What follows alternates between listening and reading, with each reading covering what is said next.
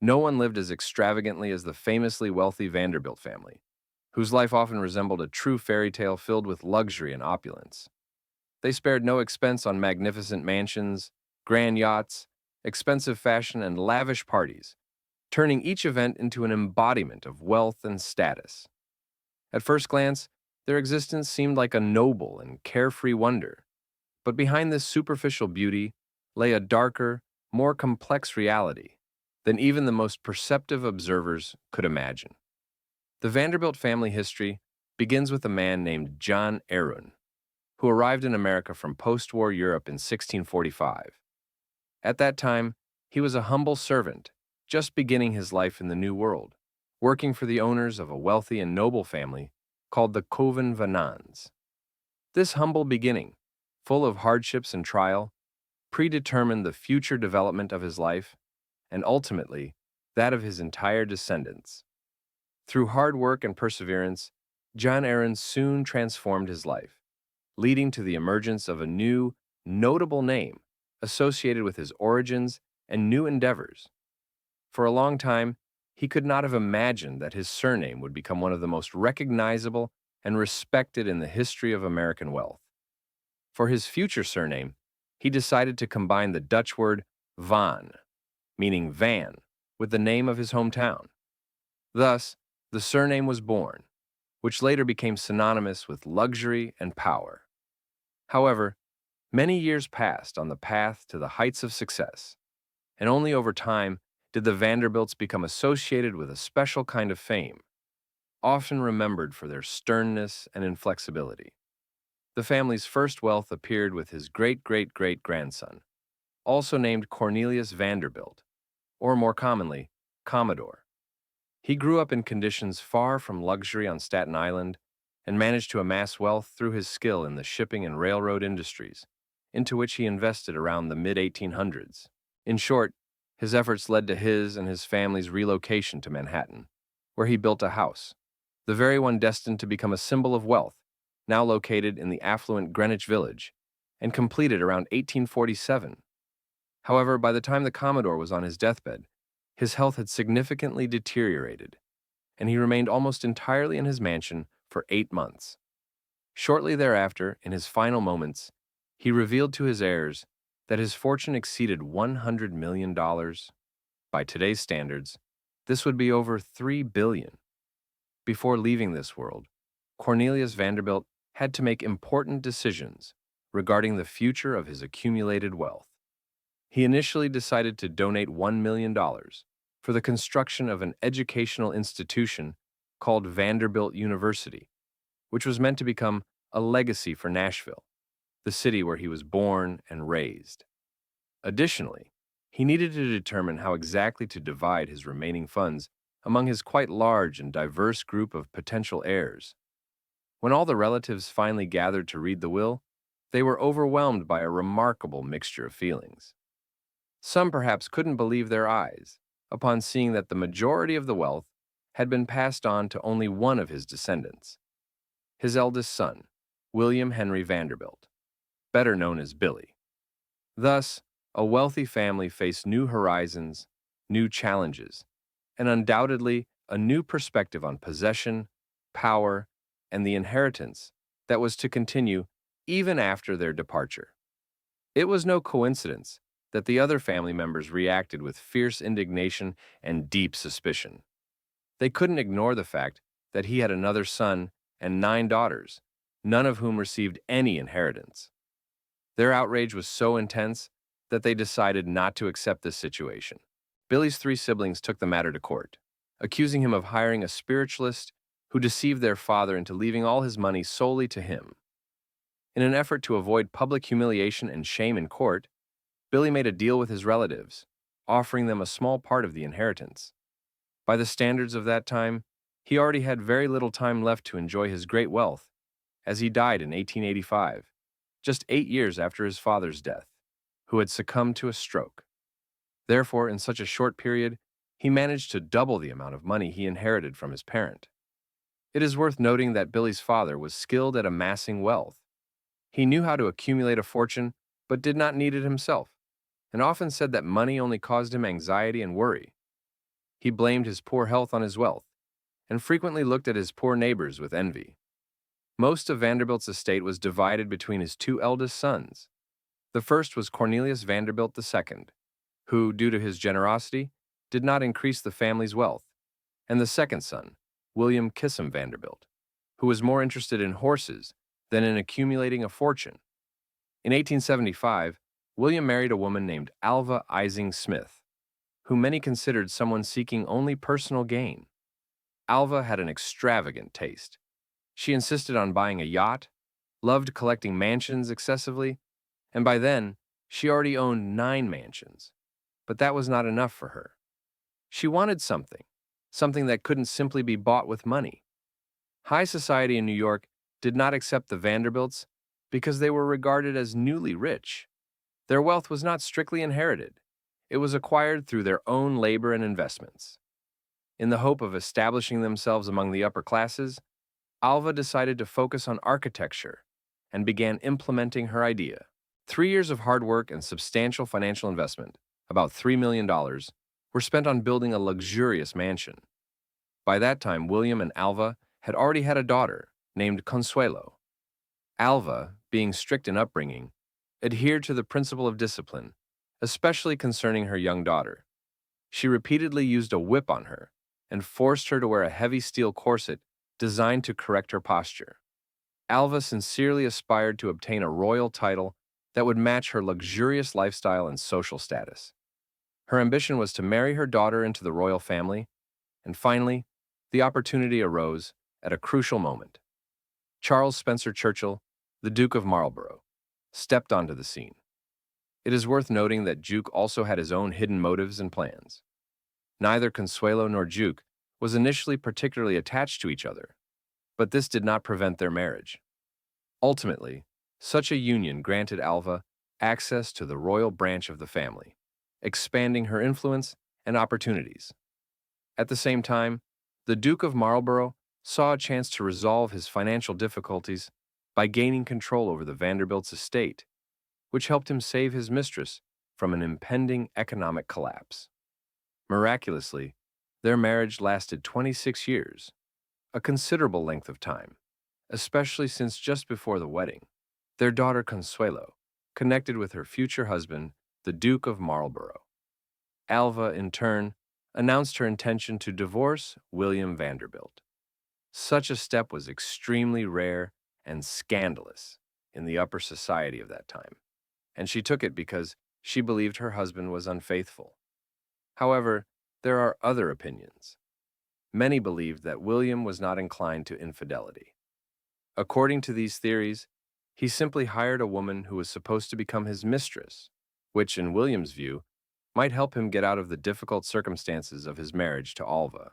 Eventually, William remarried and moved to France, where he was especially passionate about horses, to whom he dedicated himself wholeheartedly. He personally did not harbor much passion for wealth, and, as he said, inherited fortune became a real obstacle on his path to happiness. He acknowledged that he had no hope for the future, and that he had not yet set clear goals or ambitions. Moreover, Vanderbilt's children in the family estate did not achieve success. Cornelius II spent too much money, and William showed more interest in horses than in managing the family fortune. His younger brother George took the stage, driven by his own desire to establish a reputable standing and make a name for himself, independent of family circumstances. George Washington Vanderbilt II dreamed of building a large mansion, the largest one imaginable. He purchased a total of 125,000 acres of land in North Carolina and invited an architect to design a grand estate. His plan was to construct a building with 250 rooms, covering over 17,500 square feet, to emphasize his importance and status. Biltmore Estate rightfully remains the largest private residence ever built in American history.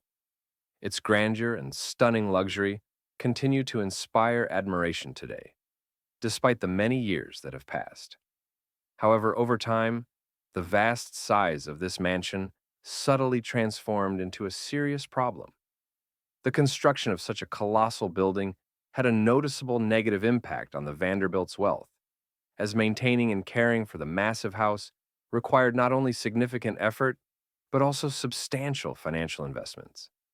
George Vanderbilt and his wife Edith were resolute in their efforts to create this magnificent estate, but circumstances turned in such a way that, by the 10th year of the last century, that is, 1919, their lives changed tragically. George died during a routine appendectomy. Suddenly, all the property was under Edith's full control, and she was responsible for maintaining the estate and the family's financial well-being. Gradually, the family was forced to take a step that most Vanderbilts might have locked away. In 1930, their heir, Edith Cornelia, was invited to open the famous Biltmore estate to the public. This move allowed anyone to glance into the life of America's greatest family, experiencing their classic displays of luxury and splendor, and it happened in the post-war years in 1934. Gladys Vanderbilt inherited the summer residence called Briars. This mansion, spanning 138,000 square feet and consisting of 70 rooms, was built in 1895 for Cornelius Vanderbilt II. Soon, Gladys began renting it out to the Newport County Historical Society, wishing to preserve it as a historic landmark and ensure its preservation. The rental fee was only $1 per year, making it accessible for various public events. Among the members of this family was Reginald Claypool Vanderbilt, Gladys's brother, famous for squandering the family fortune and known for his rakish character. Their other brother was Cornelius Vanderbilt, often called the Born Vanderbilt, as he spent enormous sums of money trying to appear worthy of high society. In 1896, he declared himself the first heir of the Vanderbilts, thereby reducing the family's fortune, which sparked numerous rumors and debates. Sharp-witted Neil Vanderbilt, having fallen in love with Grace Wilson, faced opposition from his father, who disapproved of their relationship. Ultimately, the young couple decided to elope, which caused great outrage within the family. As a result, his parents disinherited Neil, and when it was time to distribute the assets, he received only $500,000, while his brother Alfred inherited a much larger estate, just under $1 million. Among the brothers, Alfred Gwynn Vanderbilt stood out. He was known for his ability to assess situations calmly, except perhaps when it came to marriage, which, according to some reports, hindered him from making more measured decisions. 7 years after marrying Ellen Tack French, she unexpectedly left their shared home. Presumably, this was due to his having an affair, and his behavior was often coarse and abrupt. Soon after, at the very end of 1915, he boarded the RMS Lusitania, bound for Liverpool off the coast of Ireland on business. However, this trip turned into a tragedy for them. A German torpedo bomber launched a torpedo against the vessel, resulting in irreversible consequences.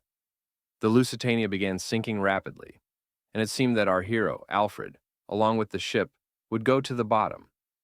At that moment, he demonstrated his heroism by giving his life vest to a frightened woman holding a child. Over 1,000 people died that day, including Alfred.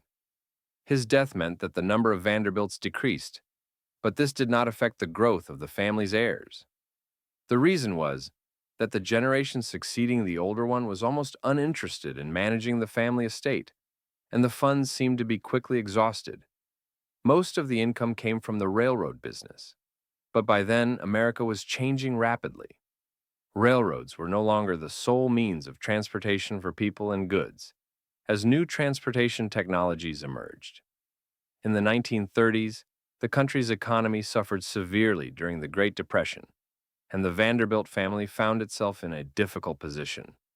Reggie Vanderbilt died young due to his excessive alcohol addiction, leaving his wife and daughter Gloria nearly without means to support themselves. His wife was not related to the Vanderbilts, and therefore could not inherit millions. Meanwhile, 18-month-old Gloria, a great-great-granddaughter of the Commodore, experienced a different fate. When she turned 21, she inherited a vast fortune.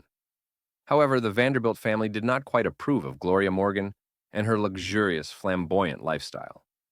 Her sister Reggie Gertrude was eager to gain custody of the little heiress, and so they all went to court to defend their rights to wealth and prestige. The media planned to stage a real public spectacle over the case. One of the first figures on the defendant's bench was Nurse Gloria Morgan, who offered a negative and rather unflattering portrait of her wealthy adoptive mother, almost as if creating a blacklist. She claimed that their house was in complete disorder, filled with dirt, and that rats had even nested in certain areas. These words served as undeniable evidence that Morgan had shown incredible cruelty towards her young daughter, Gloria. In the subsequent courtroom drama, another shocking testimony was heard from the maid, who criticized Morgan's behavior, claiming she had seen her in bed with another woman, causing a storm in the courtroom. The room was filled with noise and whispers, and the judge had to decide to temporarily remove all present to restore order and continue the proceedings. The most astonishing words came from the youngest Gloria herself, who admitted she was afraid of her mother. This candid revelation unexpectedly shocked everyone present. Morgan's lawyers were clearly stunned, and Gloria's aunt, named Guda, tried to wisely instruct the girl on what to say and how to say it. Her clever plan miraculously worked, and ultimately she was granted custody of Gloria after the court case, which many called the trial of the century. Gloria Vanderbilt had very little contact with her mother, and her relationship was already strained, especially since Gertrude also lacked maternal warmth and care. In her despair, Gloria turned to her mother and nanny for support, as her childhood had been very difficult. It was from this heavy past that she drew strength and decided to dedicate her life to working in the theater. Making her debut on Broadway and appearing in live and recorded television versions of dramatic productions, Gloria, with her angelic face, began her career in the fashion world. By the age of 15, she was already a model, and at the same time, she revealed herself as a much more multifaceted person, a talented artist, whose work soon appeared on a line of scarves. Soon, she received an offer to have her signature and the swan logo placed on the pocket of a pair of blue jeans, marking the beginning of her commercial success in design. At that time, designer Gina's idea was still taking shape, and in this context, the influence of Indian designer Moana Morjani was significant. She suggested making the jeans very tight-fitting, which gained them enormous popularity. After her third marriage, Gloria met director Sidney Lumet Vanderbilt, and they got married. Soon, they had 2 sons, and it seemed she had finally found her true support in this world. For 15 years of her life, she was married to Wyatt Emery Cooper, who died on the operating table at the age of 50. Ironically, he was the first young man she married on July 22, 1908. Soon after, her 23-year-old son Carter tragically and horribly died after jumping out of a 14th-floor penthouse window. Living among the famous and proud clans of New York was a man named Anderson Cooper, a descendant of Vanderbilt. This son of a renowned family achieved significant success in life through his perseverance and hard work. Unlike some other members of this family, he recalled that at the very beginning of his journey, his mother assured him that he would not have any hereditary trust fund. Cooper deliberately avoided using the Vanderbilt name and the word Rose in his quest for fame. He wanted to prove that his own achievements and effort were more important than inherited wealth. A vivid testament to his life is that the Vanderbilt fortune, once seemingly limitless, has now been depleted. There are several reasons why, in the 19th century, during the height of family wealth, members of the Vanderbilt lineage would gather together for meetings where ideas came alive and fate made itself known. When they looked around the room filled with descendants, one surprising truth became clear. None of them truly owned a substantial estate. Not one Vanderbilt was a billionaire today.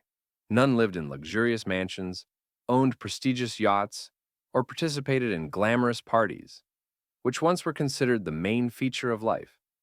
For about 100 years, the Vanderbilt family enjoyed a life of opulence, living amidst wealth and splendor. Some believe that the founder of this vast fortune, a Commodore, consciously missed important lessons that could have preserved their legacy. He prepared his heirs for an easy and carefree life, but did not teach them how to manage and preserve wealth properly. Many think he should have acted differently, making every effort to pass on values and principles, similar to what the famous patriarch John Jacob Astor did. His idea was to establish a trust divided equally. Half of the funds would go to his children, and the other half to grandchildren, with the goal of maintaining equal division for future generations. As a result, the family learned skills of capital preservation, sustainable wealth, and responsibility. In addition, one of the reasons behind the rapid decline of the Vanderbilts was their homes, built during the peak era. The family hired the most renowned architects, creating mansions in New York or palaces in the countryside. The expenses for construction and decoration were limitless. Nothing was spared for beauty and magnificence of the residences. However, surprisingly, many of these luxurious mansions were only used for a few weeks each year, as summer homes often remained empty for most of the time. In the case of city halls, the story was similar. They were magnificent, but passed down through generations. They often remained unoccupied or were simply put up for sale. As a result, over the decades spent building and acquiring real estate in New York at great expense, by the 1940s, most of these buildings had fallen into ruins, remnants of their former glory. And even when it was time to leave this world, the Vanderbilts did so with the same sparkle and extravagance as their entire lives. Their departure was marked by flair, and saying goodbye to land involved a significant financial cost, for they knew how to leave behind not only wealth, but also a lifestyle worthy of remembrance. On Staten Island, there is a particular grave serving as a memorial that unites an entire family. Inspiration for creating this unique monument was drawn from the famous architect and designer Richard Morris Hunt, whose works are rightfully regarded as masterpieces of architecture and design. The idea was inspired by an ancient French ensemble, an abbey built during the Vanderbilt era, possessing a special status and distinctive architecture.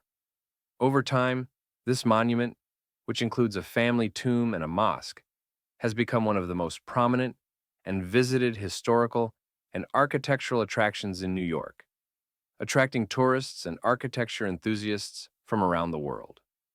Thanks to its unique appearance and historical significance, this family memorial remains one of the gems of the city's heritage to this day.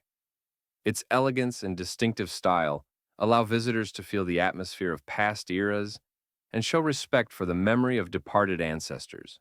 This monument has become a symbol of family continuity and eternal remembrance, as well as an example of how art and architecture can preserve important stories and traditions.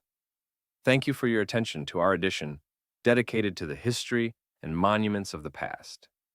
If you are interested in discovering new and captivating stories, you can share your impressions and continue exploring with us by reading our publications. Don't forget to browse other interesting facts and insights by visiting our official page and expanding your knowledge about the world around you.